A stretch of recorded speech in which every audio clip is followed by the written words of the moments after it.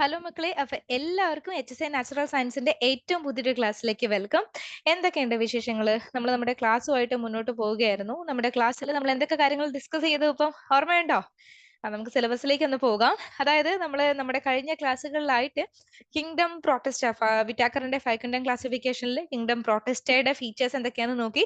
അതുപോലെ parasitic protozoans ആയിട്ടുള്ള Entamoeba histolytica, Trypanosoma gambiense, Plasmodium vivax, ഇവരുടെ morphology, life history, pathogenicity and prophylactic measures, ഇത്രയും കാര്യങ്ങൾ നമ്മൾ ഡിസ്കസ് ചെയ്തു. 2 മോക്ക് ടെസ്റ്റുകളും കംപ്ലീറ്റ് ചെയ്തു. എന്റെ കുട്ടികൾ എല്ലാവരും അതെല്ലാം കംപ്ലീറ്റ് ചെയ്തിട്ടാണ് ഇന്നത്തെ ഈ ഒരു ക്ലാസ് കാണാൻ വന്നിരിക്കുന്നത് ഞാൻ വിശ്വസിക്കുകയാണ്. അപ്പൊ ഇന്ന് നമുക്ക് നമ്മുടെ അടുത്ത സെക്ഷനിലേക്ക് പോവാണ്. അതായത് കിങ്ഡം ആനിമാലിയിലേക്ക് നമുക്ക് പോവാം. ഞാൻ നേരത്തെ പറഞ്ഞിരുന്നത് പോലെ തന്നെ സിലബസ് കംപ്ലീറ്റ് ആയിട്ട് ഞാൻ പറഞ്ഞു തരില്ല. ഞാൻ ക്ലാസ് എടുക്കുമ്പം അത് സിലബസിൽ എവിടെയാണോ കിടക്കുന്നത് അത് ഇതുപോലെ ഇമേജ് വെച്ച് നിങ്ങൾക്കൊന്ന് മനസ്സിലാക്കിച്ച് തരുന്നു. അതാണ് ഞാൻ ചെയ്യുന്നത് കേട്ടോ. കാരണം എനിക്ക് തോന്നുന്നു സിലബസ് കംപ്ലീറ്റ് ഒരു ദിവസം ഇരുന്ന് ഒരു വീഡിയോ ഇട്ടാലും നിങ്ങൾക്കത് പ്രത്യേകിച്ച് വലിയ ഗുണമൊന്നും കിട്ടില്ല. ഇങ്ങനെയാകുമ്പോൾ നിങ്ങൾക്ക് മനസ്സിലാവും സിലബസിൽ എവിടെയാണ് ഞാൻ ഇന്ന് പറയുന്ന കാര്യങ്ങൾ കിടക്കുന്നതെന്ന്. ഓക്കെ, അപ്പൊ ഇന്ന് നമ്മൾ ഡിസ്കസ് ചെയ്യാൻ പോകുന്നത് കിങ്ഡം ആനിമാലിയാണ് കേട്ടോ. കിങ്ഡം ആനിമാലിയാണ് ഇന്ന് ഞാൻ ഡിസ്കസ് ചെയ്യാൻ പോകുന്നത്. കിങ്ഡം ആനിമാലിയിലെ ലെവൽസ് ഓഫ് ഓർഗനൈസേഷൻ എന്ന് പറഞ്ഞാൽ എന്താണ്, അതിൽ തന്നെ cellular, tissue, organ level of organisation എങ്ങനെയാണ് വരുന്നത്, എന്താണ് സീലോം, എന്താണ് സിമെട്രി, ഇത്രയും കാര്യങ്ങളാണ് നമ്മൾ ഇന്ന് ഡിസ്കസ് ചെയ്യാൻ പോവുക. കുറച്ച് അഡീഷണൽ കാര്യങ്ങളും കൂടി ഇതിന്റെ കൂട്ടത്തിൽ പോകുന്നുണ്ട്, നിങ്ങൾ കേട്ടിരിക്കുക. ഓക്കെ, അപ്പൊ കുട്ടികൾ എല്ലാവരും നോട്ടും പെന്നും കാര്യങ്ങളൊക്കെ എടുക്കുക. അതുപോലെ മറ്റൊരു കാര്യം കൂടി ഉണ്ട് മക്കളെ. ഞാനൊരു കമ്മ്യൂണിറ്റി, വാട്സപ്പ് കമ്മ്യൂണിറ്റി സ്റ്റാർട്ട് ചെയ്തിട്ടുണ്ടായിരുന്നു.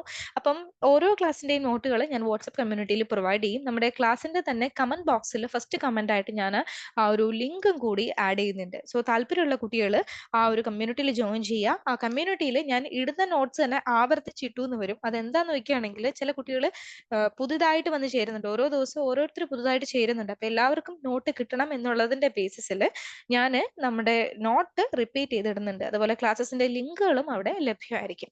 Okay, yes. അപ്പൊ നമുക്ക് സ്റ്റാർട്ട് ചെയ്യാം മക്കളെ. ഇന്ന് നമുക്ക് പഠിക്കാനുള്ളത് വിറ്റാക്കറിന്റെ ക്ലാസിഫിക്കേഷനിലെ ഏറ്റവും ലാസ്റ്റ് ആയിട്ട് വരുന്ന 5ാമത്തതായിട്ട് വരുന്ന കിങ്ഡം ആനിമാലിയാണ്.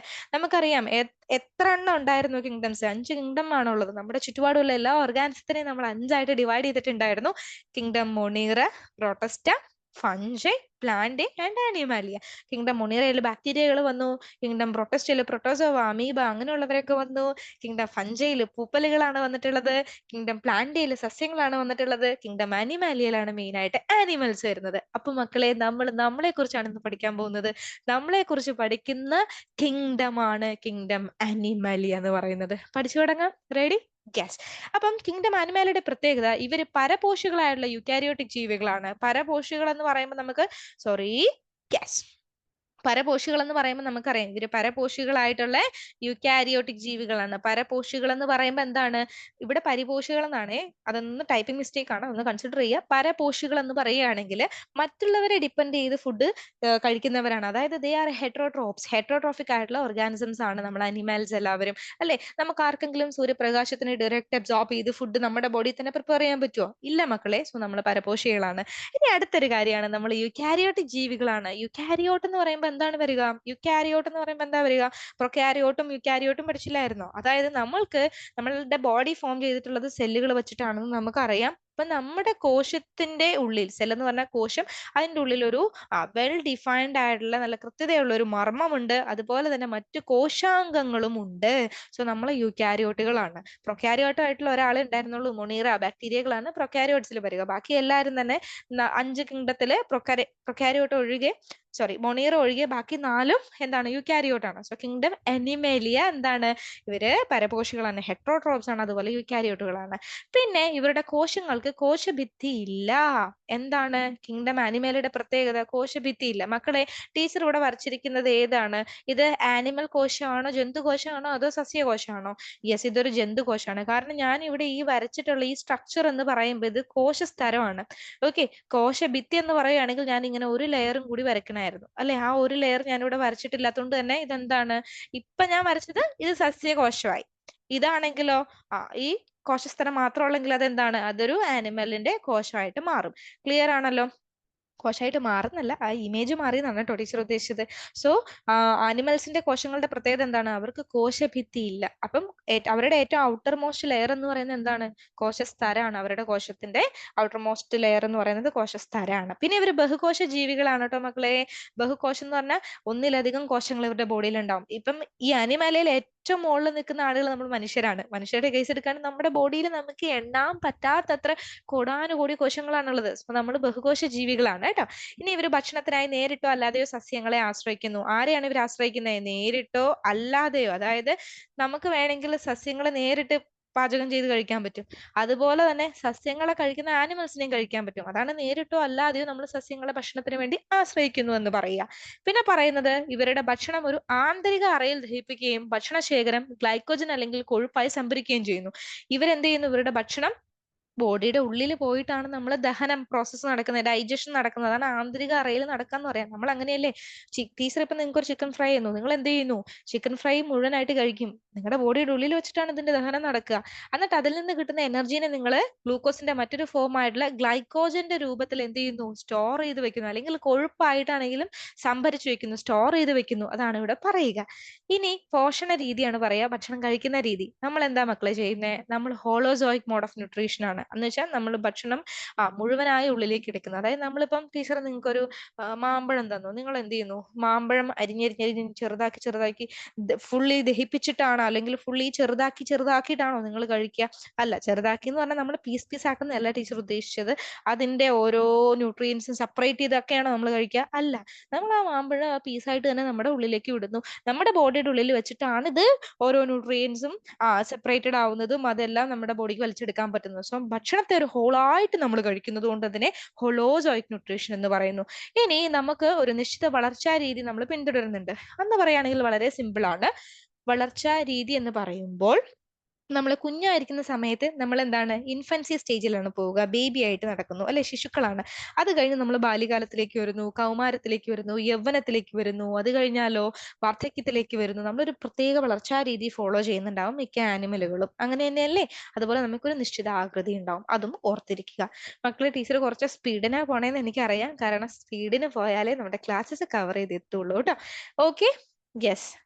അല്ലെങ്കിൽ ചില കുട്ടികൾക്ക് ബോറടിക്കും. അതുകൊണ്ടാണ് ചില കുട്ടികൾ ബോറടിക്കും ചിലപ്പോൾ ഇത്തിരി സ്ലോ ആയിട്ട് പോയാൽ. അതും കൂടിയുണ്ട്. Okay, yes. അപ്പൊ നമുക്ക് നോക്കാം. ഇനി ഞാൻ ഇത്തിരി സ്പീഡിനാ പോണേന്ന് നിങ്ങൾക്ക് തോന്നുകയാണെങ്കിൽ നിങ്ങൾ സെറ്റിംഗ്സിൽ പോയിട്ട് ഇത്തിരി സ്പീഡ് കുറച്ച് ക്ലാസ് കണ്ടാൽ മതി. ഈ സ്പീഡ് പോരാന്ന് തോന്നുന്നവർ കുറച്ച് സ്പീഡ് കൂടിയിട്ട് കണ്ടാൽ മതി. Okay, yes. ഇനി അടുത്ത ക്യാരക്ടറിസ്റ്റിക്സിലേക്ക് നമുക്ക് പോകാം. അതായത് ഉയർന്ന രൂപങ്ങൾ എന്ന് പറയുമ്പോൾ ഹയസ്റ്റ് ഫോം ഒക്കെയാണ് പറയുക. അതായത് കിങ്ഡം ആനിമാലിയ അല്ലേ? നമ്മൾ മനുഷ്യരൊക്കെ ഉയർന്ന രൂപങ്ങളാണ്. നമുക്ക് വിപുലമായിട്ടുള്ള സെൻസറി ന്യൂറോ മോട്ടോർ സംവിധാനമൊക്കെ ഉണ്ട്. നമ്മുടെ സെൻസറി ന്യൂറോ മോട്ടോർ സംവിധാനം നന്നായിട്ട് വർക്ക് ചെയ്യുന്നതുകൊണ്ടാണ് മക്കളെ ടീച്ചർ ഇപ്പൊ പറയുന്ന കാര്യങ്ങൾ നിങ്ങൾക്ക് കേൾക്കാനും കേട്ട് നിങ്ങൾക്ക് നോട്ട് എഴുതി എടുക്കാനും ഒക്കെ പറ്റുന്നത്. Okay, yes. ഇനി ഇവയിൽ ഭൂരിഭാഗവും ചലിക്കാൻ കഴിവുള്ളവരാണ്. നമ്മൾ ആനിമൽസ് എന്തിനു ശേഷിയുള്ളവരാണ്? ചലിക്കാൻ കഴിവുള്ളവരാണ്. നമുക്കറിയാവുന്ന കാര്യമാണ്. പിന്നെ നമ്മുടെ റീപ്രൊഡക്ഷൻ എന്ന് പറയുന്നത് ലൈംഗിക പ്രത്യുൽപാദനമാണ്, സെക്ഷുവൽ റീപ്രൊഡക്ഷൻ ആണ് കേട്ടോ നടക്കുക. ലൈംഗിക പ്രത്യുൽപാദനമാണ് നമ്മുടെ ബോഡിയിൽ നടക്കുന്നത് കേട്ടോ. ലൈംഗിക പ്രത്യുൽപാദനം അറിയാലോ, രണ്ട് പാരന്റ്സിന്റെ ഇൻവോൾവ്മെന്റ് ഉണ്ടാവും. ഉണ്ടാകുന്ന കുട്ടി എന്ന് പറഞ്ഞത് പാരന്റിന്റെ എക്സാക്ട് കോപ്പി ആയിരിക്കില്ല. Okay, yes. അപ്പം ഇത്രയും കാര്യങ്ങളാണ് മെയിൻ ആയിട്ട് നമുക്ക് കിങ്ഡം ആനിമാലിയയുടെ സവിശേഷതകളിൽ പഠിക്കാനുള്ളത്. ഇനി നമുക്ക് നോക്കാനുള്ളത്, ഇപ്പൊ ഞാൻ ടീച്ചർ കിങ്ഡം ആനിമാലിയ എന്ന് പറയുമ്പോൾ ഒരാളുടെയും പേരെടുത്ത് പറയുന്നില്ല. ഈ കിങ്ഡം ആനിമാലിയയുടെ ഉള്ളിൽ തന്നെ പട്ടികളുണ്ട്, പൂച്ചകളുണ്ട്, കോഴികളുണ്ട്, പശുക്കളുണ്ട്, മനുഷ്യരുണ്ട്, പല ടൈപ്പ് ഓഫ് ആളുകളുള്ളത്. നമുക്ക് ഓരോരുത്തരെയും കുറിച്ച് അറിയണം, ഓരോ മൈന്യൂട്ട് ആളുകളെയും കുറിച്ച് നമുക്ക് അറിയണം. അങ്ങനെ വരണമെങ്കിൽ എന്ത് ചെയ്യണം? നമുക്ക് ഇനി ഇവരെ വീണ്ടും വർഗീകരിക്കണം, അതായത് ഇവരെ ക്ലാസിഫൈ ചെയ്യണം. അങ്ങനെ വന്നാലാണ് ഓരോരുത്തരുടെയും ഓരോരോ മൈന്യൂട്ട് സവിശേഷത പോലും നമുക്ക് പഠിക്കാൻ പറ്റുള്ളൂ. സോ നമ്മൾ കിങ്ഡം ആനിമാലിയനെ ഓരോരോ കാരണങ്ങളുടെ അടിസ്ഥാനത്തിൽ തരംതിരിച്ചിട്ടുണ്ട് മക്കളെ. നമ്മൾ അതിന് വേണ്ടി എടുക്കുന്ന കോശങ്ങളുടെ ക്രമീകരണം, എങ്ങനെയാണ് കോശങ്ങൾ അറേഞ്ച് ചെയ്തിട്ടുള്ളത് ഓരോ ബോഡി ഓർഗാനിസത്തിന്റെയും ബോഡിയിൽ, അവരുടെ സമമിതി എങ്ങനെയാണ്, അവരുടെ ശീലത്തിന്റെ പ്രത്യേകത എങ്ങനെയാണ്, അതുപോലെ തന്നെ ദഹനേന്ദ്രിയ വ്യവസ്ഥ എങ്ങനെയാണ്, രക്തപര്യന വ്യവസ്ഥ എങ്ങനെയാണ്, പ്രത്യുൽപാദന രീതി എങ്ങനെയാണ്, ഇങ്ങനെ ഓരോരോ കാര്യങ്ങളെ ബേസ് ചെയ്തിട്ടാണ്, ക്രൈറ്റീരിയ ബേസ് ചെയ്തിട്ടാണ് നമ്മൾ ഇവരെ വർഗീകരിച്ചിട്ടുള്ളത്, തരംതിരിച്ച് പഠിക്കാൻ വേണ്ടി എളുപ്പത്തിന് വർഗീകരിച്ചിട്ടുള്ളത്. അപ്പം നിങ്ങളതൊന്ന് ഓർത്തിരിക്കുക. അപ്പൊ നമുക്ക് നോക്കാം എന്താണ് ഇപ്പൊ ഇന്നത്തെ ഈ ഒരു ക്ലാസ്സിൽ ടീച്ചർ ആ ഒരു വർഗീകരണം ഏതൊക്കെയാണ് എന്ന് പറഞ്ഞ പേരുകളൊന്നും സ്പെസിഫൈ ചെയ്ത് പറഞ്ഞു തരുന്നില്ല. ഇന്നത്തെ ഈ ഒരു ക്ലാസ്സിൽ നമ്മൾ ആ വർഗീകരണത്തിനെടുത്ത അടിസ്ഥാന കാരണങ്ങൾ, അതിന്റെ ഒരു എക്സ്പ്ലനേഷൻ ആണ് തരിക. നമ്മുടെ സിലബസിലേക്ക് നോക്കുവാണെങ്കിലും നമുക്ക് ആദ്യമേ പഠിക്കാനുള്ളത് അതാണ്. ലെവൽ ഓഫ് ഓർഗനൈസേഷൻ വെച്ചാൽ എന്താണ്, cellular tissue, organ, coelom, symmetry, ഇതൊക്കെ ഇതൊക്കെയാണ് ഞാൻ ഇന്ന് പറഞ്ഞു തരിക. സോ നോക്കിക്കോളൂ, ആദ്യം നമ്മൾ പറയുന്നത് ജീവികളിലെ ഘടനാ തലങ്ങളാണ്, അതായത് ലെവൽസ് ഓഫ് ഓർഗനൈസേഷൻ. ഓരോ ജീവജാലങ്ങളും എങ്ങനെയാണ് മക്കളെ രൂപപ്പെടുന്നത്? നമുക്കറിയാം ഓരോ ജീവജാലങ്ങളും എങ്ങനെയാണ്, കോടാനുകോടി നമ്മൾ ആനിമൽസിന്റെ കേസ് എടുക്കുകയാണെങ്കിലോ നമ്മളെല്ലാവരും മൾട്ടി സെല്ലുലാർ ആണ് അല്ലെ. നമ്മൾ കോടാനുകോടി കോശങ്ങൾ കൊണ്ടാണ് നമ്മുടെ ബോഡി ഫോം ചെയ്തിട്ടുള്ളത് അല്ലെ. യെസ്. അപ്പൊ ആദ്യം നമ്മൾ ഒറ്റൊരു സെല്ലാണ് ആദ്യമേ നമ്മൾ പറയുന്നത്. ഒറ്റൊരു സെല്ലിൽ നിന്ന് ഗ്രൂപ്പായിട്ട് പിന്നെ എന്താ, നമുക്ക് എല്ലാവർക്കും അറിയാവുന്ന ഒരു കാര്യമാണ്, നമ്മൾ നമ്മുടെ അമ്മയുടെ വയറ്റിലായിരിക്കുന്ന സമയത്ത്, നിങ്ങളൊന്ന് ചിന്തിച്ചു നോക്കിക്കേ, നമ്മൾ അമ്മയുടെ വയറ്റിലായിരിക്കുന്ന സമയത്ത് ഒരു സൈഗോട്ടായിരുന്നു. ഓർമ്മയുണ്ടോ? ഇല്ല, ഓർക്കാൻ യാതൊരു വഴിയില്ല. അപ്പൊ അമ്മയുടെ വയറ്റിലായിരിക്കുന്ന സമയത്ത് നമ്മളൊരു ചെറിയ സൈഗോട്ടായിരുന്നു. ഇങ്ങനെ ഒരു സിംഗിൾ സെല്ലായിരുന്നു മക്കളെ നമ്മൾ. ആ സിംഗിൾ സെല്ല് പിന്നെ എന്തായിട്ട് മാറിയെന്നറിയാമോ? ആ സിംഗിൾ സെല്ല് പിന്നെ ഗ്രൂപ്പ് ഓഫ് സെല്ലുകളായി, ഒരേ ഫങ്ഷൻ ചെയ്യുന്ന ഒരേപോലത്തെ ഗ്രൂപ്പ് ഓഫ് സെല്ലുകളായി. മനസ്സിലായോ? ഇതുപോലെ ഒരുപാട് ഗ്രൂപ്പ് ഓഫ് സെല്ലുകൾ പിന്നെ ഫോം ചെയ്തു. ആ ഗ്രൂപ്പ് ഓഫ് സെല്ലുകൾ, ഒരേപോലത്തെ ഗ്രൂപ്പ് ഓഫ് സെല്ലുകൾ കൂടി ഓരോരോ അവയവങ്ങൾ ഫോം ചെയ്തു. ഓരോരോ അവയവങ്ങൾ കൂടി അവയവ വ്യവസ്ഥ ഫോം ചെയ്തു. ഓരോരോ അവയവ വ്യവസ്ഥ കൂടി ചേർന്നതാണ് ഒരു ഓർഗാനിസം, ഒരു ജീവജാലം എന്ന് പറയുന്നത്. കുട്ടികൾക്ക് എളുപ്പത്തിന് ഞാൻ പറഞ്ഞു തരാണെങ്കിൽ, നമ്മുടെ നെർവസ് സിസ്റ്റത്തിനെ കുറിച്ച് നിങ്ങളൊന്ന് ചിന്തിക്കുക, നാഡീ വ്യവസ്ഥയെ കുറിച്ച് ചിന്തിക്കുക. നാഡീ വ്യവസ്ഥയുടെ ഏറ്റവും അടിസ്ഥാന ഘടകം എന്ന് പറയുന്നത് ന്യൂറോൺ എന്ന് പറയുന്ന കോശമാണ്. അപ്പം ഒരു ന്യൂറോൺ, ഓക്കെ, ആ ന്യൂറോണിന്റെ തന്നെ ഗ്രൂപ്പുകൾ ഉണ്ട്. ന്യൂറോണിന്റെ തന്നെ ഗ്രൂപ്പുകൾ ഉണ്ട്. ഓക്കെ, അതിനെ നമുക്ക് നെർവുകൾ എന്നാണ് പറയുക. ന്യൂറോണിന്റെ ഗ്രൂപ്പിനെ നെർവ് എന്ന് പറയും. ആ നെർവുകൾ കൂടി ചേർന്നിട്ടാണ് എന്ത് പിന്നെ ഫോം ചെയ്യുന്നത്? എന്താണ് ഫോം ചെയ്യുക? ആ ന്യൂറോണും നെർവ് കൂടി ചേർന്നിട്ട് അതിന്റെ അവയവമായിട്ടുള്ള ബ്രെയിൻ ഫോം ചെയ്യും. അതുപോലെ ബ്രെയിനും സ്പൈനൽ കോഡ്, രണ്ട് ഓർഗനും ഈ നെർവസ് സിസ്റ്റമായിട്ട് ബന്ധപ്പെട്ടതാണ്. ഈ രണ്ട് ഓർഗനും കൂടി ചേർന്നിട്ട് പിന്നെ എന്താണ്, നെർവസ് സിസ്റ്റം ഫോം ചെയ്യുന്നു. ഇതുപോലുള്ള ഡിഫറെന്റ് സിസ്റ്റങ്ങളും കൂടി ചേർന്നിട്ട് ഒരു ഓർഗാനിസം ഫോം ചെയ്യുന്നു. നിങ്ങൾക്ക് മനസ്സിലായോ? എന്തെങ്കിലും ഡൗട്ട്സ് ഉണ്ടോ ഞാൻ ഈ പറഞ്ഞ കാര്യത്തില്? നിങ്ങൾ ഇങ്ങോട്ടേക്ക് ഒന്ന് വരൂ കേട്ടോ, ഈ പടത്തിലേക്ക് ഒന്ന് പോരെ. കോശക തലം, ചില ഓർഗാനിസത്തിന്റെ ബോഡിയിൽ എങ്ങനെയാന്ന് നോക്കുകയാണെങ്കിൽ കോശങ്ങൾ വെറുതെ ഇങ്ങനെ അറേഞ്ച് ചെയ്ത് വെച്ചിട്ടേ ഉള്ളൂ. ഓക്കെ, അതിങ്ങനെ ലൂസ്ലി അറേഞ്ച് ചെയ്ത് വെച്ചിട്ടുള്ള കോശങ്ങളേ ഉള്ളൂ. അങ്ങനെയുള്ള ഓർഗാനിസത്തിന് ഒരു എക്സാമ്പിൾ പറയുന്നുണ്ട്, സ്പോഞ്ചുകൾ. കടലിലൊക്കെ കാണുന്ന സ്പോഞ്ചുകൾ അതിന് എക്സാമ്പിൾ ആണ്. സെല്ലുലാർ ലെവൽ എന്ന് പറഞ്ഞാൽ കോശങ്ങൾ മാത്രമേ ഉള്ളൂ. അപ്പൊ അവരുടെ ബോഡിയിലെ എല്ലാ ഫംഗ്ഷനും ചെയ്യുന്നത് ഈ കോശങ്ങളാണ്. അവരുടെ ബോഡിയിൽ എന്ത് ധർമ്മം ഉണ്ടോ ആ ധർമ്മം ഒക്കെ ചെയ്യുന്നത് ഈ കോശങ്ങളാണ്. ഇനി പറയുന്നത്, ഇപ്പൊ നമ്മുടെ കേസൊക്കെ എടുക്കുകയാണെങ്കിൽ ഈ കോശങ്ങൾ ഒരുപാട്, നമ്മുടെ ബോഡിയിൽ കോടാനുകോടി കോശങ്ങളുണ്ട് അല്ലെ. ഈ സ്പോഞ്ചുകളുടെ ബോഡിയിൽ ഈ കോശങ്ങൾ തന്നെ എന്ത് ചെയ്യുന്നു, എല്ലാ ഫംഗ്ഷനും ചെയ്യുന്നു. അവർക്ക് യാതൊരു കൺഫ്യൂഷനും ഇല്ല, പരിപാടി തീർന്നു. നമ്മുടെ ബോഡിയിൽ എന്ന് പറയുമ്പോൾ കോടാനുകോടി കോശങ്ങളുണ്ട്. അപ്പൊ ഈ കോടാനുകോടി കോശങ്ങൾ ചേരുമ്പോൾ ഇവർക്ക് കൺഫ്യൂഷനാ, ആര് എന്ത് വർക്ക് ചെയ്യണം. നിങ്ങളുടെ വീട്ടിൽ തന്നെ ഒരുപാട് മെമ്പേഴ്സ് ഉണ്ടെങ്കിൽ കൺഫ്യൂഷൻ അല്ലേ? രണ്ട് സിബ്ലിങ്സ് തന്നെ ഉണ്ടെങ്കിൽ നീ മുറ്റം അടിക്ക്, നീ തുണി കഴുകുക, നീ പാത്രം കഴുകുക, അങ്ങനെ ഡൗട്ടും അടിയൊക്കെയാവും. അപ്പൊ അമ്മ പറയും, മൂത്ത ആള് പോയിട്ട് ഇന്ന ജോലി ചെയ്യുക, രണ്ടാമത്തെ ആൾ ഇന്ന ജോലി ചെയ്യുക, അങ്ങനെ ഗ്രൂപ്പ് ആക്കി നിങ്ങളെ പരിപാടിക്ക് പറഞ്ഞു വിടും അല്ലെ. അതുപോലെ തന്നെയാണ് ഇവിടെയും. ഈ ടിഷ്യൂസിന്റെ ഇടയിൽ ഡൗട്ട് വരുമ്പോൾ ടിഷ്യൂസിൽ കുറച്ച് ടിഷ്യൂസ് ഗ്രൂപ്പ് ആയിട്ട് എന്ത് ചെയ്യുന്നു എന്നറിയാമോ? കുറച്ച് ടിഷ്യൂസ് ഗ്രൂപ്പ് ആയിട്ട് ഹാർട്ടിന്റെ ഫംഗ്ഷൻ ചെയ്യാൻ പോകും. അവരെ നമ്മൾ കാർഡിയാക് ടിഷ്യൂ എന്നൊക്കെ വിളിക്കാറുണ്ട്, അല്ലെങ്കിൽ കാർഡിയാക് കലകൾ എന്നാണ് പറയുക. ഓക്കെ, ടിഷ്യൂന്റെ വേറെ മലയാളം വേർഡാണ് കേട്ടോ കല എന്ന് പറയുന്നത് മക്കളെ, കല. ഓക്കെ, സെല്ലിന്റെ മലയാളം വേർഡ് കോശം. ഞാൻ ഈ ഇംഗ്ലീഷ് പറഞ്ഞ് ശീലിച്ചത് കാരണം നമ്മൾ പഠിപ്പിക്കുമ്പോൾ അങ്ങനെയല്ലേ നോർമലി പറയുക, അതുകൊണ്ടാണ് കേട്ടോ, ആ ഒരു ഫ്ലോയിൽ അങ്ങ് പോണെയാണ്. മക്കൾ ശ്രദ്ധിക്കുക.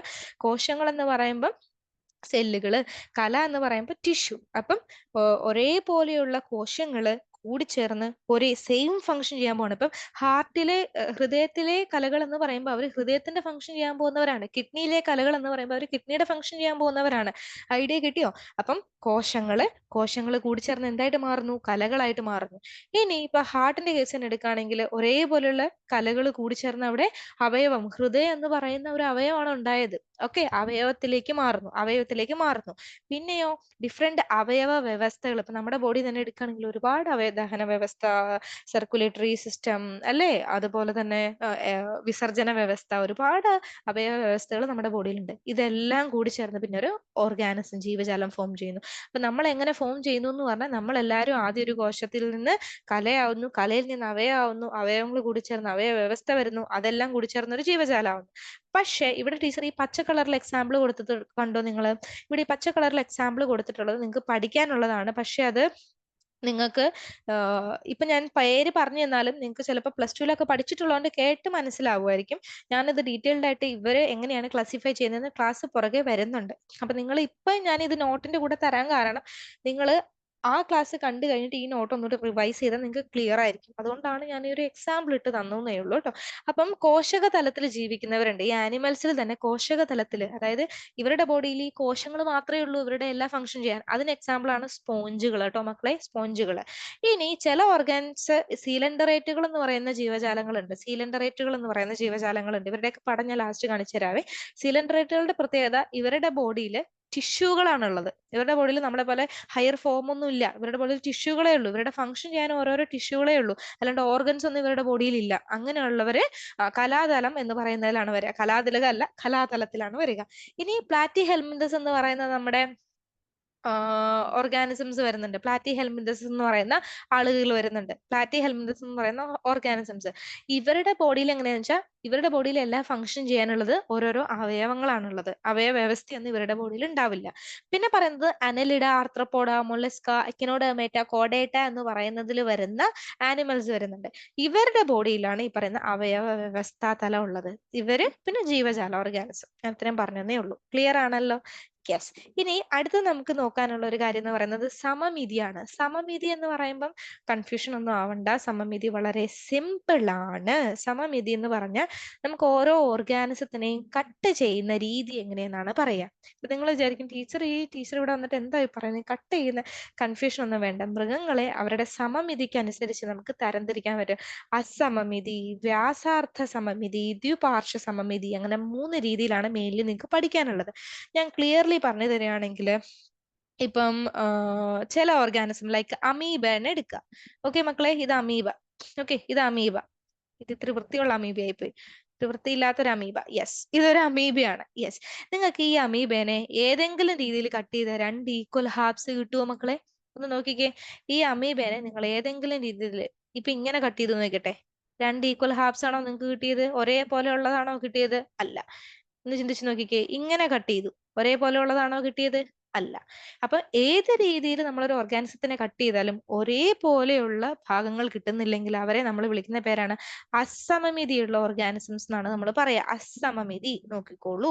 സ്പോഞ്ചുകൾ കൂടുതലും എന്താണെന്നറിയാമോ മക്കളെ? അസമമാണ്. സ്പോഞ്ചുകൾ അസമമാണ്. നമുക്ക് ഏത് രീതിയിൽ കട്ട് ചെയ്താലും അവരെ നമുക്ക് ഒരേപോലെ കിട്ടില്ല. കേന്ദ്രത്തിലൂടെ കടന്നു പോകുന്ന ഏതൊരു തലവും അവയെ തുല്യ പകുതികളായി വിഭജിക്കുന്നില്ല. അങ്ങനെയുള്ളവരെ അസമമിതി എന്നാണ് നമ്മൾ പറയാ. അസിമെട്രി എന്ന് മലയാളത്തിൽ, സോറി, ഇംഗ്ലീഷിൽ പറയും അസിമെട്രി. ഓക്കെ, അമീബയൊക്കെ അതിനൊരു എക്സാമ്പിൾ ആണ്, ബെസ്റ്റ് എക്സാമ്പിൾ ആണ് അസമമിതി. ക്ലിയർ ആണല്ലോ? എന്നാൽ നിങ്ങൾക്ക് മനസ്സിലാവുന്ന ഒരു കാര്യം കൂടി പറഞ്ഞിട്ടാണ് ഞാൻ ഇനി വ്യാസാർത്ഥ സമമിതിയിലേക്ക് വന്നോളൂ. അസമമിതി കഴിഞ്ഞിട്ട് നിങ്ങൾ നേരെ നോക്കിക്കോളൂ. ദ്വിപാർശ്വ സമമിതി. ദ്വിപാർശ്വ എന്ന് പറഞ്ഞാൽ ജന്തുക്കളെ ശരീരത്തിന്റെ മധ്യാർദ്ധ ലംബത്തിലൂടെ കടന്നു പോകുന്ന ഒരേ ഒരു തലം ശരീരത്തെ ഇടതും വലതുമായ 2 സമഭാഗങ്ങളായി വിഭജിക്കുന്നു. മക്കളെ, നമ്മൾ മനുഷ്യരെ നടുക്കേ കൂടെ ഒന്ന് കട്ട് ചെയ്ത് നോക്കിയേ. മൂക്കിന്റെ ആ നടുഭാഗത്തോടെ മനുഷ്യരെ നീളത്തില് നിങ്ങളൊന്ന് ഫുൾ കട്ട് ചെയ്ത് നോക്കിയേ. നമ്മൾ 2 ഈക്വൽ ഹാഫ്സ് അല്ലേ? ഇടത്തും വലത്തും അല്ലേ? ഇടത്തും വലത്തും ഒരേപോലെയുള്ള ഭാഗങ്ങളല്ലേ ഇടതും വലതും. അല്ലാണ്ട് നമ്മുടെ കാലിനോ കൈക്കോ മുഖത്തിന്റെ ഷേപ്പിനോ എന്തെങ്കിലും വ്യത്യാസം വരുന്നുണ്ടോ കട്ട് ചെയ്ത് വെച്ചിട്ട്? ഇല്ല. അപ്പൊ അങ്ങനെയുള്ളവര് ദ്വിപാർശ്വ സമമിതി എന്ന് പറയുന്നത്. ഈ പടത്തിലേക്ക് നോക്കിക്കേ. ഇത് കണ്ടോ നിങ്ങള്? ടീച്ചർ ഇവിടെ എ എന്നിട്ടിരിക്കണ ഈ പടം കണ്ടോ? യെസ്, ഇത് ദ്വിപാർശ്വമാണ്. കണ്ടോ? ഈ ഒരു ക്രാബിനെ നമ്മൾ രണ്ടായിട്ട് ഇങ്ങനെ ഈ ഒരു പ്ലെയിനിൽ ഇങ്ങനെ കട്ട് ചെയ്യുമ്പോൾ കണ്ടോ? 2 ഈക്വൽ, ഇതും ഇതും ഈക്വൽ ആണ്. 2 ഈക്വൽ ഹാഫ്സ് ആണ് നമുക്ക് കിട്ടിയത്. ഇങ്ങനെയുള്ളവരെയാണ് നമ്മൾ ദ്വിപാർശ്വ സമമിതി എന്ന് പറയുന്നത്. ഓക്കെ, ദ്വിപാർശ്വ സമമിതി. ദ്വിപാർശ്വ സമമിതി എന്ന് ഇതിനെയാണ് പറയുക.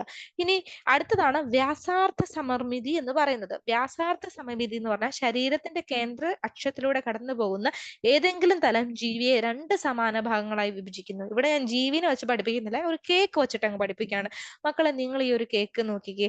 ഈ ഒരു കേക്ക് നോക്കിക്കേ. ഇത് നമ്മൾ ഇങ്ങനെ കട്ട് ചെയ്താൽ എന്താ സംഭവിക്കുന്നത്? 2 ഈക്വൽ കണ്ടോ? ഇവിടെയും ഇവിടെയും ഇവിടെയും ഈക്വൽ ആയിട്ടുള്ളതല്ലേ കിട്ടുന്നത്? 2 ഈക്വൽ ഹാഫ്സ് നമുക്ക് കിട്ടുന്നു അങ്ങനെ കട്ട് ചെയ്താ. ഓക്കെ, ഇങ്ങനെ കട്ട് ചെയ്താലും, ഇങ്ങനെ കട്ട് ചെയ്താലോ, സോറി, യെസ്, ഇങ്ങനെ കട്ട് ചെയ്യുന്നെങ്കിലോ, ഇങ്ങനെ കട്ട് ചെയ്യുന്നെങ്കിലോ, എന്നാലും 2 ഈക്വൽ ഹാഫ്സ് അല്ലേ കിട്ടുക.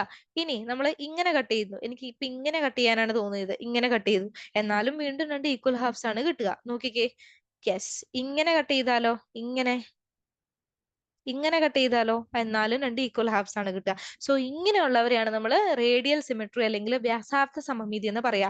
ശരീരത്തിന്റെ കേന്ദ്ര അക്ഷത്തിലൂടെ, അതായത് ശരീരത്തിന്റെ ഈ നടുക്ക് കാണുന്ന ഈ അക്ഷത്തിലൂടെ കടന്നു പോകുന്ന, ശരീരത്തിന്റെ കേന്ദ്ര അക്ഷത്തിലൂടെ കടന്നു പോകുന്ന ഏതെങ്കിലും തലം ജീവിയെ രണ്ട് സമാന ഭാഗങ്ങളായിട്ട് ആ കട്ട് ചെയ്യുന്നുണ്ടെങ്കിൽ അതിനെ നമുക്ക് എന്തെന്ന് പറയാൻ പറ്റുക, വ്യാസാർത്ഥ സമമിതി. അപ്പൊ ബൈലാറ്ററൽ എന്ന് പറഞ്ഞാൽ ലംബമായിട്ട് ശരീരത്തിലൂടെ കടന്നു പോകുന്നത് രണ്ട് ഈക്വൽ ഹാഫ്സ് ആയിട്ട് കട്ട് ചെയ്യുന്നതാണ് ബൈലാറ്ററൽ അല്ലെങ്കിൽ ദ്വിപാർശ്വ സമമിതി എന്ന് പറയുന്നത്. വ്യാസാർത്ഥ സമമിതി എന്ന് പറഞ്ഞാൽ ശരീരത്തിന്റെ കേന്ദ്രത്തിലൂടെ കടന്നു പോകുന്ന ഏതെങ്കിലും പ്ലെയിൻ, ഏതാണെന്ന് നമുക്ക് നിർബന്ധമില്ല, ഏതെങ്കിലും പ്ലെയിൻ ഉണ്ട് ഇതുപോലെ രണ്ട് ഈക്വൽ ഹാഫ്സ് ആയിട്ട് കട്ട് ചെയ്യുന്നുണ്ടെങ്കിൽ അതിന് നമുക്ക് എന്തെന്ന് പറയാൻ പറ്റും, ഇതുപോലെ രണ്ട് ഈക്വൽ ഹാഫ്സ് ആയിട്ട് കട്ട് ചെയ്ത് പോകുന്നുണ്ടെങ്കിൽ നമുക്ക് അതിന് എന്തെന്ന് പറയാൻ പറ്റും, റേഡിയൽ സിമെട്രി അല്ലെങ്കിൽ വ്യാസാർത്ഥ സമമിതി എന്ന് പറയാൻ പറ്റും. ഇതൊന്നും കട്ട് ചെയ്ത് പോകുന്നില്ലെങ്കിലോ അസമമിതി എന്ന് പറയും. ഇപ്പൊ അമീബ എന്ന് പറഞ്ഞാൽ ഏതിലെ കട്ട് ചെയ്താലും ഈക്വൽ ഭാഗം നമുക്ക് കിട്ടില്ല. അങ്ങനെയുള്ളവരെ അസമമിതി എന്നുമാണ് നമ്മൾ പറയുക.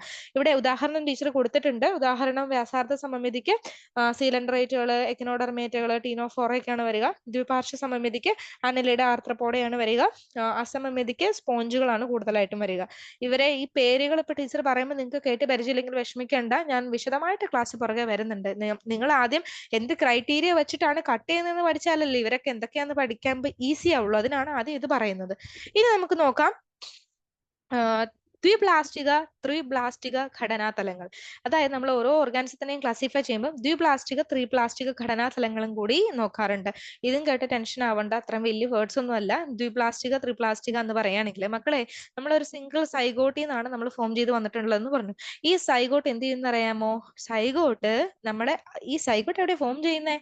നമ്മുടെ അച്ഛന്റെ സ്പെമും അമ്മയുടെ ഓവവും കൂടി ഫ്യൂസ് ചെയ്ത് ഫലോപ്പിയൻ ട്യൂബിൽ വെച്ചിട്ട് ഫ്യൂസ് ചെയ്യും. അവിടെ വെച്ചിട്ട് ഫ്യൂസ് ചെയ്തിട്ട് അവിടുന്ന് നേരെ ഇത് ട്രാവൽ ചെയ്തിട്ട് നമ്മുടെ അത് ട്രാവൽ ചെയ്തിട്ട് നമ്മുടെ അമ്മയുടെ യൂട്രസിന്റെ വോളിൽ വന്ന് അറ്റാച്ച് ചെയ്യുന്നത്. അപ്പൊ യൂട്രസിന്റെ വോളിലേക്ക് അറ്റാച്ച് ചെയ്യുമ്പോഴത്തേക്കും ഈ സൈഗോട്ട് അതിന്റെ ഉള്ളിൽ വെച്ച് തന്നെ ഡെവലപ്പ് ചെയ്ത് ഒരുപാട് സെല്ലുകൾ ഫോം ചെയ്ത് ബ്ലാസ്റ്റോസിസ്റ്റ് എന്ന് പറയുന്ന ഒരു രൂപത്തിലേക്ക് കൺവേർട്ട് ചെയ്യും.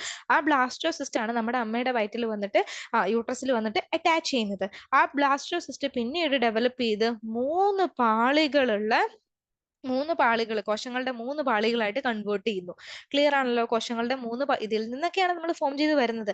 അപ്പൊ ഏറ്റവും പുറത്തുള്ള പാളീനെ നമുക്ക് ബാഹ്യപാളി എന്താ വിളിക്കാൻ പറ്റുക? ബാഹ്യപാളി എന്ന് വിളിക്കാൻ പറ്റും. ഏറ്റവും പുറത്തുള്ളതിനെ ബാഹ്യപാളി. അപ്പൊ നടുക്കുള്ളതിനെ എന്തായിരിക്കും? മധ്യപാളി എന്നായിരിക്കും വിളിക്കാൻ പറ്റുക. അപ്പം ഏറ്റവും ഉള്ളിലുള്ളതിനെ എന്താണ്? ആന്തരപാളി. ഏറ്റവും ഉള്ളിലുള്ളതിനെ ആന്തരപാളി എന്നുമാണ് നമ്മൾ വിളിക്കുക. ബാഹ്യപാളി, മധ്യപാളി, ആന്തരപാളി, അങ്ങനെയാണ് പാളികൾ വരിക. മക്കളെ, ഈ പാളികളിൽ നിന്നാണ് നമ്മളുടെ ഓരോരോ ബോഡി പാർട്സ് ഫോം ചെയ്തിട്ടുള്ളത്. ബാഹ്യപാളിയിൽ നിന്നാണ് നമ്മുടെ ശരീരത്തിന്റെ പുറംഭാഗം, നമ്മുടെ സ്കിന്നൊക്കെ ഉൾപ്പെടുന്ന ഭാഗം ഫോം ചെയ്തിട്ടുള്ളത്. മധ്യപാളിയിൽ നിന്നാണ് നമ്മുടെ മസിൽസ് ഫോം ചെയ്തിട്ടുള്ളത്. ആന്തരപാളിയിൽ നിന്നാണ് നമ്മുടെ ഇന്റേണൽ ഓർഗൻസ്, ആന്തര ഓർഗൻസ്, അവയവങ്ങൾ ഫോം ചെയ്തിട്ടുള്ളത്. ക്ലിയർ ആണല്ലോ? യെസ്. അപ്പം നമ്മൾക്ക് ഈ മൂന്ന് പാളികളും നമ്മുടെ ബോഡിയിൽ നമ്മൾ എംബ്രിയോ ആയിട്ട്, ഭ്രൂണമായിട്ടിരുന്ന സമയത്ത് നമുക്ക് ഈ മൂന്ന് പാളികൾ ഉള്ളതുകൊണ്ട് നമ്മൾ ത്രിബ്ലാസ്റ്റിക ജന്തുക്കളാണ്. ക്ലിയർ ആണോ? ചില ജന്തുക്കളിൽ ബാഹ്യ, ആന്തര, ഭ്രൂണ പാളികൾക്കിടയിൽ മൂന്നാമതൊരു മധ്യപാളി കൂടി കാണപ്പെടുന്നു. അവരെ നമുക്ക് ത്രിബ്ലാസ്റ്റിക ജന്തുക്കൾ എന്ന് പറയാം. നമ്മൾ ത്രിബ്ലാസ്റ്റിക ജന്തുക്കളാണ്. ഓക്കെ. അപ്പം രണ്ട് പാളികൾ മാത്രമുള്ളവരാണെങ്കിൽ അവരെന്തെന്ന് വിളിക്കാം? ദ്വിബ്ലാസ്റ്റിക ജന്തുക്കൾ എന്ന് വിളിക്കാം. ദ്വിബ്ലാസ്റ്റിക ജന്തുക്കൾ. രണ്ട് പാളികൾ എന്ന് പറയുമ്പോൾ അവിടെ ആരെയും നമ്മൾ ഇഗ്നോർ ചെയ്യുന്നത്? ഒരാളെ നമ്മൾ അവിടെ വെട്ടിക്കളയണം. അത് നമ്മുടെ മധ്യപാളിനെയാണ്. മധ്യപാളി ഇല്ല. പകരം ആന്തരയും ബാഹ്യപാളിയും മാത്രം ഉള്ളെങ്കിലോ അതിനെ എന്തെന്ന് വിളിക്കാം? ദ്വിബ്ലാസ്റ്റിക ജന്തുക്കൾ എന്ന് വിളിക്കാൻ പറ്റും. ചില ജന്തുക്കളിൽ ശരീരകോശങ്ങൾ ഉരുത്തിരിയുന്നത് രണ്ട് നിര ഭ്രൂണപാളികളിൽ നിന്നാണ്. രണ്ട് നിര ഭ്രൂണപാളികൾ മാത്രമേ ഉള്ളൂ. അങ്ങനെയുള്ളവർ എന്തെന്നാ വിളിക്കാൻ പറ്റുക? ദ്വിബ്ലാസ്റ്റിക ജന്തുക്കൾ എന്ന് നമുക്ക് വിളിക്കാൻ പറ്റും. ബാഹ്യ ഭ്രൂണപാളിന് ബാഹ്യപാളി എന്നും ഞാൻ ആദ്യം പറഞ്ഞ കാര്യം തന്നെയാണ്. ആന്തര ഭ്രൂണപാളിയെ ആന്തരപാളി എന്നും നമുക്ക് പറയാൻ പറ്റും. ഇനി രണ്ട് പാളികൾക്കിടയിൽ അപ്പം എന്തായിരിക്കും ഉണ്ടാവുക? നമുക്ക് മൂന്നാമതൊരു പാളി കൂടി ഉണ്ടായിരുന്നു ത്രിബ്ലാസ്റ്റിക ജന്തുക്കൾക്ക്. അപ്പൊ രണ്ട് പാളികൾ മാത്രമുള്ളവർക്ക് അതിന്റെ ഇടയിൽ ആ ഗ്യാപ്പ് ഫിൽ ചെയ്യാൻ എന്തെങ്കിലും വേണ്ടേ? അപ്പൊ ഒരു പദാർത്ഥം ഉണ്ട്, ഒരു ജെല്ലി പോലുള്ള പദാർത്ഥം ഉണ്ട്. അതിനെ നമുക്ക് മധ്യ ജെല്ലി എന്ന് വിളിക്കാം, അല്ലെങ്കിൽ മീസോഗ്ലിയ എന്നും പറയാം. ക്ലിയർ ആണോ? യെസ്. ഈ ഒരു ഇമേജിലേക്ക് നോക്കി നിങ്ങൾക്ക് ക്ലിയർ ആവും. കണ്ടോ? ഇവിടെ ബാഹ്യപാളി നിങ്ങൾക്ക് ഇവിടെ കാണാം. ബാഹ്യപാളിയാണ് ഈ കാണുന്നത്. ത്രിപ്ലാസ്റ്റിക് ആണ് കേട്ടോ. പിക്ചർ ബി ത്രിപ്ലാസ്റ്റിക് ആണ്. ഇവിടെ നമുക്ക് ബാഹ്യപാളി കാണാം, ആന്തരപാളി കാണാം, നടുക്ക് കണ്ടോ? മധ്യപാളിയും കാണാം. യെസ്. ഓക്കെ. ടീച്ചർ ഇവിടെ മഞ്ഞ കളറിൽ കൊടുത്തിട്ടുള്ളതാണ് മധ്യപാളി ഇവിടെ. ഓക്കെ. യെസ്. ക്ലിയർ ആണല്ലോ? പക്ഷെ ഇങ്ങോട്ടേക്ക് വന്നേ, പിക്ചർ എയിലേക്ക് വന്നേ. അവിടെ നമുക്ക് മധ്യപാളി ഇല്ല. കണ്ടോ? ഇവിടെ ഒരു ഗ്യാപ്പാണ്. ആ ഗ്യാപ്പിൽ ആരുണ്ടെന്ന ടീച്ചർ പറഞ്ഞേ? മധ്യ ജെല്ലി ഉണ്ട്. ക്ലിയർ ആണല്ലോ? അല്ലെങ്കിൽ മീസോഗ്ലിയ ഉണ്ട്. യെസ്. ഇനി അടുത്താണ് സീലം. സീലത്തിന്റെ അടിസ്ഥാനത്തിൽ നമുക്ക് ഓർഗാനിസത്തിനെ ക്ലാസിഫൈ ചെയ്യാം. ഇപ്പൊ എന്റെ കുട്ടികൾക്ക് ഡൗട്ട് വരും, സീലോ ടീച്ചർ സൈലം ആണോ ഉദ്ദേശിച്ചത്? സൈലല്ല മക്കളെ, സീലം തന്നെയാണ്. സീലം എന്ന് പറയുകയാണെങ്കിൽ നമ്മുടെ ബോഡിയുടെ ഉള്ളിലുള്ള ക്യാവിറ്റി എന്നാണ് അർത്ഥം വരിക.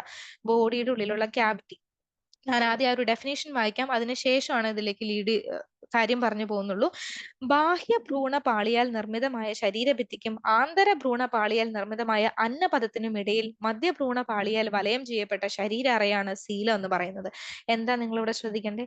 ബാഹ്യ ഭ്രൂണപാളി, അപ്പൊ നമ്മുടെ ഭ്രൂണപാളിയില് ബാഹ്യ ഭ്രൂണപാളിയാൽ നിർമ്മിതമായിട്ടുള്ള ശരീരഭിത്തി, അപ്പൊ നമ്മുടെ ശരീരത്തിന്റെ ഭിത്തിക്കും ആന്തര ഭ്രൂണപാളിയിൽ നിന്ന് നിർമ്മിതമായ നമ്മുടെ അന്നപദം, അതായത് നമ്മൾ ഫുഡ് ഇറങ്ങി പോകുന്നതല്ലേ, നമ്മുടെ ഡൈജസ്റ്റീവ് ട്രാക്ട്, അന്നപദത്തിനും ഇടയിൽ മധ്യഭ്രൂണപാളിയാൽ വലയം ചെയ്യപ്പെട്ട ശരീരത്തിന്റെ അറയാണ് സീൽ എന്ന് പറയാ. നിങ്ങൾ ഇവിടെ ശ്രദ്ധിച്ചോളൂ, ടീച്ചർ ഇവിടെ ഒരാളെ വരയ്ക്കാം. ടീച്ചർ ആര് വരയ്ക്കുന്നത് ടീച്ചർക്ക് തന്നെ ഒരു ഐഡിയ ഇല്ല. എന്തായാലും നിങ്ങൾ ശ്രദ്ധിച്ചു, ഒരു മനുഷ്യനാണെന്ന് അങ്ങോട്ട് വിചാരിക്കുക, ഒരു മനുഷ്യക്കോലാണത്. Okay, yes. മക്കളെ, ടീച്ചർ ഇവിടെ എന്താ വരച്ചിട്ടുള്ളത്? ഒന്ന് നോക്കിക്കേ, നോക്കി പറഞ്ഞേ. നമ്മുടെ ശരീര ഭിത്തിയുടെ കാര്യം നമ്മൾ പറഞ്ഞിരുന്നു. ബാഹ്യ ഭ്രൂണപാളിയിൽ നിന്ന് വരുന്ന ശരീര ഭിത്തിയാണ്. ഇതാണ് നമ്മുടെ ഇത് കണ്ണടിച്ചു പോണ പച്ചക്കളറായിപ്പോയി. Wait a second. യെസ്, ഇതാണ് നമ്മുടെ ശരീരഭിത്തി. ശരീരഭിത്തിയാണ് ഈ കാണുക. ഓക്കെ, അന്നപദം, നമ്മുടെ ഫുഡ് കടന്നു പോകുന്ന അന്നപദമാണ് ഈ കാണുന്നത്. ഈ കാണുന്നതാണ് നമ്മുടെ അന്നപദം. അന്നപദം, അന്നപദം. ഓക്കെ, ഇവിടെ നമ്മൾ എന്താ പറഞ്ഞേ? ബാഹ്യപാളിയിൽ നിന്ന് ഫോം ചെയ്ത ശരീരഭിത്തിക്കും ആന്തരപാളിയിൽ നിന്ന് ഫോം ചെയ്ത അന്നപദത്തിനും ഇടയിലായിട്ട് എന്തുണ്ട്? ഈ ഒരു ഗ്യാപ്പ് ഉണ്ട് അല്ലേ? യെസ്, ആ ഒരു ഗ്യാപ്പിന് ഒരു പ്രത്യേകത, ഒരു കണ്ടീഷൻ കൂടിയുണ്ട്. എന്താ പറയുന്നത്? മധ്യഭ്രൂണപാളിയാൽ വലയം ചെയ്യപ്പെട്ട ശരീര അറയായിരിക്കണം. അപ്പൊ ഇവിടെ മധ്യഭ്രൂണപാളിയാൽ വലയം ചെയ്യപ്പെട്ട ശരീര അറയുണ്ട്. അതിനെയാണ് നമ്മൾ എന്തെന്ന് പറയുക? ഇതിനെയാണ് എന്തെന്ന് പറയുക? സീലം എന്ന് പറയുന്നത്. അതായത് ഒരു ക്യാവിറ്റി, ഒരു സ്പേസ് എന്നൊക്കെയാണ് അർത്ഥം വരിക. നോക്കിക്കേ മക്കളെ, നിങ്ങൾ ഇവിടെ പിക്ചർ എയിൽ നമ്മളത് ക്ലിയർലി കൊടുത്തിട്ടുണ്ട്. ഇത് കണ്ടോ? യെസ്, പിക്ചർ എയിലേക്ക് നമ്മൾ പോവുകയാണെങ്കിൽ നോക്കിക്കോളൂ, ഇതാണ് നമ്മുടെ ബാഹ്യ ഭ്രൂണപാളി. ശരീരഭിത്തി ഇവിടെ നിന്നാണ് ഫോം ചെയ്തിട്ടുള്ളത്. ഇനി ഈ നടുക്ക് കാണുന്നതാണ് നമ്മുടെ എന്തെന്ന് പറയുന്നത്? ആന്തര ഭ്രൂണപാളി. ആന്തര ഭ്രൂണപാളി ഈ കാണുന്നതാണ്. അന്നപദം ഇവിടെ നിന്നാണ് ഫോം ചെയ്തിട്ടുള്ളത്. ഇതിന്റെ നടുക്ക് കണ്ടോ ഈ ഒരു ഗ്യാപ്പ് കണ്ടോ? ടീച്ചർ ഇവിടെ ഈ വൈറ്റ് കളറിൽ കാണിക്കുന്നത്, ഈ റെഡ് കളറും കൊണ്ട് കളർ ചെയ്ത് വെച്ചിരിക്കുന്ന ഈ ഭാഗം കണ്ടോ? ഇതാണ് സീലം, ക്യാവിറ്റി. സീലത്തിന് എന്ത് പ്രത്യേകത ഉണ്ടെന്ന് പറഞ്ഞേ? സീലത്തിന് എന്ത് പ്രത്യേകത ഉണ്ടെന്നാണ് ഇവിടെ പറയുന്നത്? കണ്ടോ? ഈ പറയുന്ന മധ്യപാളി കൊണ്ടുള്ള കവറിങ് കാണും, അതാണ് സീലം എന്ന് പറയുന്നത്. ക്ലിയർ? യെസ്. അപ്പം സീലോമിക ജീവികൾ എന്ന് പറഞ്ഞാൽ എന്താണ്? ശരീരത്തിൽ സീലം കാണപ്പെടുന്ന ജീവികളെ സീലോമിക ജീവികൾ എന്ന് പറയാൻ പറ്റും. അനലിഡ, ആർത്രോപോഡ, മുള്ളുസ്ക, അക്ടിനോഡെർമേറ്റ, ഹെമികോഡേറ്റ, കോഡേറ്റ ഒക്കെ അതിന് എക്സാമ്പിൾ ആണ്. അപ്പൊ കപട സീലോമേറ്റുകൾ എന്ന് പറഞ്ഞിട്ട് വേറെ ആളുകളുണ്ട്. കപടം എന്ന് പറയുന്നത് എന്താണ്? ഫോൾസ് അല്ലെ, നമ്മളെ പറ്റിക്കാൻ ഇറങ്ങിയിരിക്കുന്നവരാണ് കപട സീലോമേറ്റുകൾ എന്ന് പറയുമ്പോൾ. കപട സീലോമേറ്റുകൾ എന്ന് പറഞ്ഞാൽ എന്താ പ്രത്യേകത എന്ന് മക്കളൊന്ന് നോക്കി വെച്ചോളൂ. കപട സീലോമേറ്റുകൾ ചില ജന്തുക്കളിൽ ശരീരാറ മധ്യപാളി കോശങ്ങളാൽ ചുറ്റപ്പെട്ടവയല്ല. നമ്മൾ പറഞ്ഞു, സീലോം എന്ന് പറയുമ്പം, സീലോമിക ജീവികൾ എന്ന് പറയുമ്പോൾ മധ്യപാളിയാൽ ചുറ്റപ്പെട്ട എന്താണ് വലയം, മധ്യ ഭ്രൂണപാളിയാൽ വലയം ചെയ്യപ്പെട്ട അറയാണ് സീലം എന്ന് പറയുന്നത്. പക്ഷെ കപട സീലോമേറ്റുകളുടെ കാര്യം, ഇവരൊക്കെ ശരീര അറയില് മധ്യപാളി കോശങ്ങളാൽ ചുറ്റപ്പെട്ടവയല്ല, പകരം ബാഹ്യ ആന്തര ഭ്രൂണപാളികൾക്കിടയിൽ മധ്യപാളികളാൽ നിർമ്മിതമായ ചെറു സഞ്ചികൾ കാണും. ഓക്കെ, ഈ ഒരു ഇമേജിലേക്ക് നോക്കിയാൽ നിങ്ങൾക്ക് കാണാം. കണ്ടോ? ഇതിങ്ങനെ ഇതുപോലെ ചുറ്റപ്പെട്ടവയാണോ? മീസോഡേം കൊണ്ട്, അതായത് മധ്യപാളിയാൽ ചുറ്റപ്പെട്ടല്ല കിടക്കുക. മധ്യപാളി വെറുതെ എന്താണ്, മധ്യപാളി ചുമ്മാ ഇങ്ങനെ ചെറു സഞ്ചികൾ പോലെ ഇങ്ങനെ കാണപ്പെടുക. കണ്ടോ? ഈ കാണുന്ന ഭാഗമാണ് സീലോം എന്ന് പറയുന്നത്. നമ്മളെ പറ്റിക്കുന്ന ഉടായ്പ പരിപാടിയാണ്. സോ അങ്ങനെയുള്ളവരെയാണ് നമ്മൾ കപട സീലോമേറ്റുകൾ എന്ന് പറയുക. ഉദാഹരണം അസ്കെൽമിന്തസ് ആണ്. ഇനി അസിലോമിക ജീവികളുണ്ട്. ഇവർക്ക് ശരീര അറയില്ല. ഈ മൂന്നാമത്തെ പിക്ചറിൽ കണ്ടോ?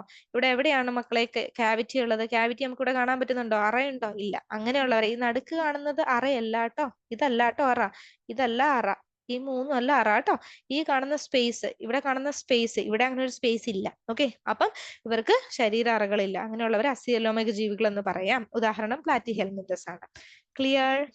യെസ്. ഇനി നമ്മൾ പറയുന്നത് വിഖണ്ഡ അവസ്ഥയുടെ ബേസിസിൽ നമുക്ക് ആനിമൽസിനെ ക്ലാസിഫൈ ചെയ്യാം. വിഖണ്ഡ അവസ്ഥ എന്ന് പറയുകയാണെങ്കിൽ ചില ജന്തുക്കളുടെ ശരീരം അനവധി തുല്യ ഖണ്ഡങ്ങളായി ഭാഗിക്കപ്പെട്ടിരിക്കുന്നത്. അതായത് സെഗ്മെന്റേഷൻ ഇല്ലേ മക്കളെ, ഇത് നോക്കിക്കേ, നമ്മൾ അട്ടയുടെ ഒക്കെ കേസ് എടുക്കുകയാണെങ്കിൽ ഈ അട്ടേനെ കണ്ടിട്ട് ടീച്ചർക്ക് ആക്ച്വലി അറക്കുന്നുണ്ട്, പക്ഷെ ഞാൻ പഠിപ്പിച്ചു പോവാണ്. യെസ്, കണ്ടോ, ഓരോരോ സെഗ്മെന്റ് ആയിട്ട് ഇങ്ങനെ തിരിച്ചിട്ടില്ലേ? യെസ്, അതിനെയാണ് ബോഡീനെ ഇന്റേണലിയും എക്സ്റ്റേണലിയും, ഉള്ളിൽ നിന്നും വെളിയിൽ നിന്നും ഇതുപോലെ ചെറിയ ചെറിയ അറകളായിട്ട്, സോറി അറകളല്ല, സെഗ്മെന്റുകളായിട്ട് വിഭജിച്ചിട്ടുണ്ടെങ്കിൽ അതിനെയാണ് വിഖണ്ഡാവസ്ഥ എന്ന് പറയുന്നത്. ചില ജന്തുക്കളുടെ ശരീരം അനവധി തുല്യ ഖണ്ഡങ്ങളായിട്ട് ഭാഗിക്കപ്പെട്ടിരിക്കുന്നുണ്ട്. ഓരോരോ ശരീരഖണ്ഡത്തെയും ഖണ്ഡം, അപ്പം ഈ ഓരോ ഭാഗത്തിന് എന്താണ് പറയാ? ഖണ്ഡം എന്നാണ് പറയാ. അല്ലെങ്കിൽ വേറൊരു പേര് നമുക്ക് ഇവിടെ പറയാൻ പറ്റും, ദാറ്റ് ഇസ് മെറ്റാമിയർ എന്ന് നമുക്ക് വിളിക്കാൻ പറ്റും. ഇനി ഓരോരോ ശരീരഖണ്ഡത്തിനുള്ളിലും ചില ആന്തരാവയവങ്ങളുടെ ആവർത്തനം കാണാം. ഇത് നിങ്ങൾക്ക് മനസ്സിലാവണമെങ്കിൽ മക്കളെ ഇങ്ങോട്ട് നോക്കിക്കേ, ഇവിടെ ഓരോരോ ഖണ്ഡത്തിൽ എന്തുണ്ട്? രണ്ട് കാലുകളുണ്ട് അല്ലെ? ഓരോരോ സെഗ്മെന്റിൽ എന്തുണ്ട്? രണ്ട് കാലുകൾ ആവർത്തിച്ച് വരുന്നുണ്ട്. അതാണ് പറയുന്നത്. അതായത് ഓരോരോ ഖണ്ഡത്തിനുള്ളിൽ മെറ്റാമിയറിൽ എന്തുണ്ട്? ഓരോരോ ശരീരഭാഗങ്ങൾ ആവർത്തിച്ചു വരും. അവയവങ്ങൾ ആവർത്തിച്ചിട്ടുണ്ട്. ഇവിടെ കണ്ടോ, ഓരോരോ സെഗ്മെന്റിലും ഓരോരോ കാലുകൾ, രണ്ട് കാലുകൾ വീതം വന്നിട്ടുണ്ട്. കണ്ടോ, ഓരോരോ സെഗ്മെന്റിലും രണ്ട് കാലുകൾ വീതം വന്നിട്ടുണ്ട്. അതാണ് ഇവിടെ പറയുന്നത് കേട്ടോ. അതാണ് നമ്മളിവിടെ ഉദ്ദേശിക്കുന്നത്. ഓക്കെ, ഈ പ്രതിഭാസത്തെയാണ് നമ്മൾ എന്തെന്ന് പറയാ? വിഖണ്ഡനം, മെറ്റാമറിസം എന്ന് പറയുന്നത്. ഉദാഹരണം മണ്ണിര എക്സാമ്പിൾ ആണ്, നമ്മുടെ അട്ട മില്ലിപ്പിഡ്സ് എക്സാമ്പിൾ ആണ്, ഓർത്തിരിക്കുക. പിന്നെ പറയുന്നത് പ്രാക പ്രാഗകശേരു. ഓക്കെ, പ്രാഗകശേരു. ഓക്കെ, പ്രാഗകശേരു എന്ന് what ever it is, notochord ആണ് കേട്ടോ മക്കളെ ഉദ്ദേശിക്കുന്നത്. ഞാൻ വായിച്ചാൽ എന്തെങ്കിലും മിസ്റ്റേക്ക് ഉണ്ടെങ്കിൽ ക്ഷമിക്കുക. പ്രാഗകശേരു അല്ലെങ്കിൽ പ്രാഗകശേരു അല്ലെങ്കിൽ നോട്ടോകോഡ്, ഈ രീതിയിലാണ് അത് പറയുക. അതായത് ചില ജന്തുക്കളിൽ ഭ്രൂണവികാസ സമയത്ത് അവരുടെ മുതുകുഭാഗത്തായിട്ട് മധ്യഭ്രൂണപാളിയിൽ നിന്ന് രൂപപ്പെടുന്ന ദണ്ഡാകൃതിയിലുള്ള ഒരു അവയവം കാണപ്പെടുന്നു. അതായത് നമ്മുടെ നട്ടലില്ലേ മക്കളെ, അതിനെ കുറിച്ചാണ് നമ്മൾ പറയുന്നത്. വെർട്ടിബ്രൽ കോളത്തിനെ കുറിച്ചാണ് പറയുന്നത്. ചില ജന്തുക്കളിൽ നമ്മുടെ ഭ്രൂണം വികസിച്ച് വരുന്ന സമയത്ത് ഇതുപോലെ നീണ്ട് റോഡ് പോലെ കാണപ്പെടുന്ന മധ്യഭ്രൂണപാളിയിൽ നിന്ന് ഫോം ചെയ്യുന്ന ദണ്ഡാകൃതിയിലുള്ള ഒരു അവയവം കാണപ്പെടുന്നു. ഇതിനെ പ്രാകശേരു എന്നാണ് വിളിക്കുക. ഓക്കെ, ഇത് ഉള്ള ജന്തുക്കൾ എന്ത് ചെയ്യുന്നു? ഇത് ഈ ഉള്ള ജന്തുക്കള് കോഡേറ്റുകൾ എന്ന് പറയുന്നത്. അതായത് നമുക്കൊക്കെ എങ്ങനെയാന്ന് പറയുകയാണെങ്കിൽ, നമ്മൾ അമ്മയുടെ വയറ്റിലായിരിക്കുന്ന സമയത്ത് ഇതുപോലെ ഈ പറയുന്ന നോട്ടോകോഡ് ഉണ്ട്. പക്ഷെ ഈ നോട്ടോകോഡ് എന്ത് ചെയ്യുന്നു എന്നറിയാമോ? നമ്മൾ വലുതാവുമ്പോൾ പിന്നെ അത് വെർട്ടിബിൾ കോളം ആയിട്ട് കൺവേർട്ട് ചെയ്ത് പോകുന്നു. സോ ജീവജാലങ്ങൾ, വെർട്ടിബിൾ കോളം ഉള്ള ജീവജാലങ്ങൾ ഉണ്ട്, നോട്ടോകോഡ് ഉള്ള ജീവജാലങ്ങളെ നമുക്ക് കോർഡേറ്റുകൾ എന്ന് പറയാൻ പറ്റും, കശേരുകികൾ എന്നും പറയാൻ പറ്റും. ഇല്ലാത്തവയെ നമുക്ക് നോൺ കോർഡേറ്റുകൾ, അകശേരുകികൾ എന്നും വിളിക്കാൻ പറ്റും. ഓക്കെ മക്കളെ, ടീച്ചർ നോട്ടോകോഡിനെയാണ് കേട്ടോ ഈ വായിച്ചു വെച്ചിട്ടുള്ളത്. നിങ്ങളിത് കേട്ട് തെറ്റിദ്ധരിക്കണ്ട. നിങ്ങൾക്ക് ഇത് പ്രൊനൗൺസിയേഷൻ കറക്റ്റ് ആയിട്ട് വായിച്ച് പഠിക്കണം കേട്ടോ. നോട്ടോകോഡ് മനസ്സിലാവണം ഈ ഒരു വേർഡ് കണ്ട. ഓക്കെ, ഉദാഹരണം പറയുന്നുണ്ട്. പോറിഫറ മുതൽ എക്നോഡേമുകൾ വരെ ഉള്ളവർ എങ്ങനെയാണെന്നറിയാമോ? ആ കശേരുകികളാണ്. അതായത് പോറിഫറ മുതൽ എക്കനോഡെർമേറ്റ വരെയുള്ളവർ നോൺ കോർഡേറ്റിൽ വരുന്നവരാണ്.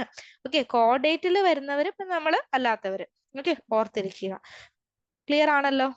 യെസ്. ഓക്കെ, ഇത് ഞാൻ ആദ്യം പറഞ്ഞ എക്സാമ്പിൾസ് നിങ്ങൾക്ക് ഒന്ന് പരിചയപ്പെടാൻ വേണ്ടി ടീച്ചറോട് വച്ചിട്ടുണ്ടെന്നേ ഉള്ളൂ. ഇത് ഞാൻ വിശദമായിട്ട് അടുത്ത ക്ലാസ്സിൽ പറഞ്ഞു തരും. ആനിമൽ കിങ്ഡത്തിന് നോട്ടോകോഡ് ഉള്ളവരുണ്ട്, നോട്ടോകോഡ് ഇല്ലാത്തവരുണ്ട്. നോട്ടോകോഡ് ഉള്ളവരെ കോഡേറ്റ്സ് എന്നും ഇല്ലാത്തവരെ നോൺ കോഡേറ്റ്സ് എന്നും നമ്മളിവിടെ പറയുന്നുണ്ട്. കണ്ടോ, പോറിഫറ സ്പോഞ്ചുകളാണ് ഈ കാണുന്നത് കേട്ടോ. പോറിഫറ, സിലണ്ടറേറ്റ, പ്ലാറ്റി ഹെൽമിന്തസ്, നെമറ്റോഡ, എനലിഡ, ആർത്രോപോഡ, മുല്ലുസ്ക, എക്കിനോഡർമേറ്റ, ഇവരെയൊക്കെ ഞാനിപ്പോ ഈ പറഞ്ഞ കാര്യങ്ങളിൽ ക്ലാസിഫൈ ചെയ്യണതിന് എക്സാമ്പിൾ ആയിട്ട് പറഞ്ഞു തന്നിരുന്നു. മക്കളൊന്ന് നോക്കി വെച്ചേക്കൂ. പിന്നെ കോഡേറ്റ്സിന്റെ എക്സാമ്പിൾ ഇവിടെ പറയുന്നുണ്ട്. പിസസ്, ആംഫിബിയ, റെപ്റ്റീലിയ, ഏപ്സ്, മാമാലിയ ഒക്കെ പറയുന്നുണ്ട്. നിങ്ങളതൊന്ന് നോക്കി വെച്ചു. ഇത് നമുക്ക് വിശദമായിട്ട് അടുത്ത ക്ലാസ്സിൽ ഡിസ്കസ് ചെയ്യാം. Okay, then thank you so much all of you. മറക്കാതെ ക്ലാസ്സസ് കാണുക, ഷെയർ ചെയ്യുക, സബ്സ്ക്രൈബ് ചെയ്യുക. അടുത്ത ക്ലാസ് ആയിട്ട് ടീച്ചർ അടുത്ത സെക്ഷനിൽ അടുത്ത ദിവസം വരാം. ബൈ.